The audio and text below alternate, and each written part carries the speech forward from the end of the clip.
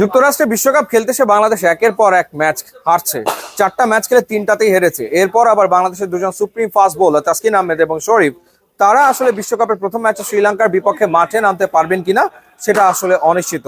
তাসকিন তো injury carry করছিলেন, ধীরে ধীরে সুস্থ হয়েছেন এবং ফুল রান আপে বল করছেন ঠিকই, কিন্তু তাকে আসলে প্রথম ম্যাচে পাওয়া যাবে কিনা সেটা অনিশ্চিত। শরীফের হাতে 6টা সেলাই, সুতরাং তিনি প্রথম ম্যাচটা খেলতে পারছেন না, তার বিশ্বকাপও অনিশ্চিত হয়ে গেছে। সো বাংলাদেশের দুজন সুপ্রিম ফাস্ট বোলার, তাদের কন্ডিশনটা আসলে কি এবং তারা বিশ্বকাপে অ্যাভেলেবেল থাকবে কিনা সে ব্যাপারে আমরা শুনবো বাংলাদেশ ক্রিকেট বোর্ডের ফিজিওর কাছ থেকে। তাসকিনকে আমরা তো আজকে প্রায় 3.5 উইকস এগুলো রিহেব করাচ্ছি।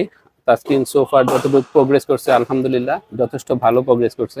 ওর ডে টু ডে আমরা কিছু প্ল্যান করে রাখছিলাম, তো ওর 1 তারিখ থেকে মেনলি বোলিং করার ডেট ছিল। আজকে আমাদের প্ল্যান ছিল যে আউটডোরে বোলিং করবো, বাট যেহেতু বৃষ্টি হচ্ছে সো আমরা আউটডোরে বোলিং করতে পারিনি। তো যেহেতু আমাদের আজকে স্কেডিউল অনুপাতে আজকে তার বোলিং করাটা খুবই ইম্পর্টেন্ট, তো আমরা ইনডোরে নিয়ে আসছি। তো 1 তারিখেও করছে, আজকে 3 তারিখে করতেছে। তো ফার যতটুকু করছে আলহামদুলিল্লাহ আমরা হ্যাপি যে ও বেটার অবস্থানে আছে। 7 তারিখ পাওয়া যাবে ম্যাচে। তার আগে আমাদের আরো একটা বোলিং সেশন আমরা ওকে করাবো, সেটা হচ্ছে 5 তারিখে। তো যদি আমরা ওইটা আউটডোরে করতে পারি ভেরি গুড, আর ওই দিনে হচ্ছে ও ফুল রান আপ ফুল ফেজে বল করবে। তো ওই সেশনটা দেওয়ার পরে আমরা টোটালি ক্লিয়ারলি বলতে পারবো যে he is available or 5 not. তারিখের পর তাহলে জানা যাবে ইনশাআল্লাহ।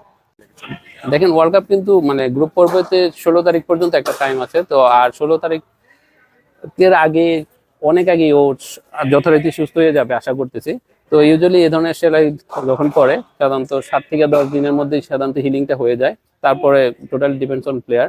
তো আমরা দেখি আজকে আমরা ওপেন করবো, স্টিচ দেখবো, তারপরে ডিসাইড করতে পারবো যে how long এটা অ্যাকচুয়ালি টোটালি সিলেক্টররা তখন ডিসাইড করবে, যার কারণ আমাকে দেখার পর বদলি ক্রিকেটার নেওয়া হবে কিনা সেরকম ডিসিশন।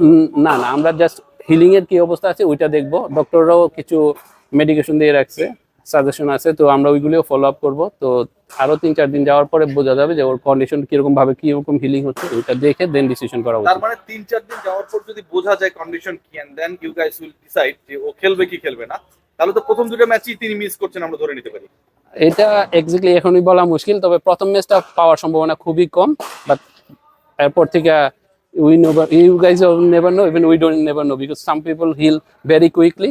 লাইক ফিউ ডেজ আগে খালিদেরও ছিল, কিন্তু খালিদ কিন্তু স্টিচ নিয়ে খেলতে পারছিল, ডে 9-এ ও খেলছে। অ্যাজ আ ফিজিও আপনি কি আপনার টাফেস্ট টাইমে আছেন? শরীফুলের একটা ইনজুরি হুট করে হলো, আনফরচুনেট। তাসকিনেরও একটা আনফরচুনেট ইনজুরি। বাইজিদ ভাই আমাদের খেয়াল করি শান্তরও হালকা নিগেলস রয়েছে, মাহমুদুল্লাহরও হালকা পাতলা মানে যেটা থাকে। হ্যাঁ, সো আপনার কি মনে হয় যে একটা টাফেস্ট টাইম এন্ড বিজিয়েস্ট টাইমের মধ্যে আপনি আছেন? নট রিয়েলি, কারণ হচ্ছে শরীফুলের যেটা হয়ে গেছে এটা তো very unfortunate, and Taskin was carry out. আর বাকিগুলি সম্বন্ধে আপনারা যেগুলি বলছেন এগুলি সম্বন্ধে আমার অ্যাকচুয়ালি জানা নাই। হ্যাঁ, কোথা থেকে নিউজ আসছে তাও আমি জানি না।